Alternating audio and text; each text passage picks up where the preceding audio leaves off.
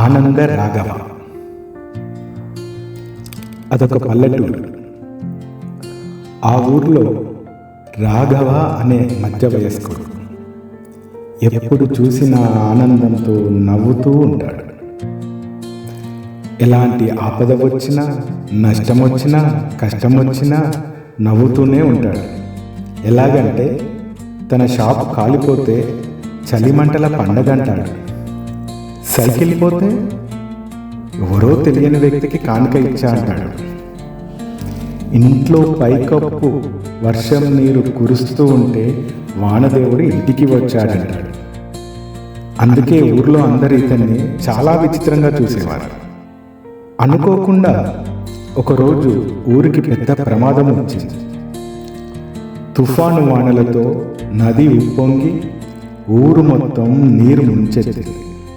అందరూ ఆందోళనతో పరుగులు, తమ వస్తువులు కాపాడడానికి పరుగులు, అలా అందరూ ఆరాట పడుతుంటే మన రాఘవ హాయిగా నవ్వుతూ నీటిలో ప్రశాంతంగా నడుస్తున్నాడు. ఇంత వరదలో నీకు నవ్వెలా వస్తుందని అందరూ ప్రజలు అంటుంటే, ఏం నేను ఏడిస్తే వరద తగ్గుతుందా? స్విమ్మింగ్ పూల్లా భావించి ఎంజాయ్ చేస్తే సరిపోదా అని అంటాడు. అలా నవ్వుతూనే అతడు పిల్లలను నీటి నుండి దాటించడం, సహాయం చేయడం, ఇది అందరూ గమనిస్తారు.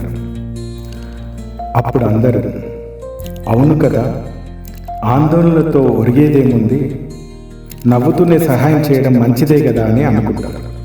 తలచిందే తలవు అందరూ ఆపదలున్న అందరికీ ఆందోళనతో కాకుండా ఆనందంతో సాయం చేయడం ప్రారంభిస్తారు. ఒక ముసలాయన అంతా పోయిందని బాధపడుతుంటే మన రాఘవ, ఇంకా నయం ఈ ఛాయ్ ఉందిగా తాత, తాగు అని నవ్వి అతన్ని నవ్విస్తాడు. కొన్ని రోజులు గడిచాయి. అందరు ప్రజలు రాఘవ ప్రతి విషయానికి అలా నవ్వడం వెరితనం అనుకున్నాం, కానీ అతడు నవ్వును ఆయుధంగా చేసుకొని ఆనందంగా బ్రతకడం నేర్చిన గొప్ప మనసున్న వ్యక్తి అని అర్థం చేసుకుంటారు. అతన్ని మెచ్చుకుంటారు. రాఘవుడు ఆనంద రాఘవుడయ్యాడు. ఏ కష్టం వచ్చినా నవ్వుతూ ఎదుర్కోవడమే నిజమైన విజయం కాదంటారా ఫ్రెండ్స్? నవ్వుతూ బతకాలిరా తమ్ముడు, నవ్వుతూ చావాలిరా. ఆత్రేయ పాటలో ఎంత నిజముంది కదా.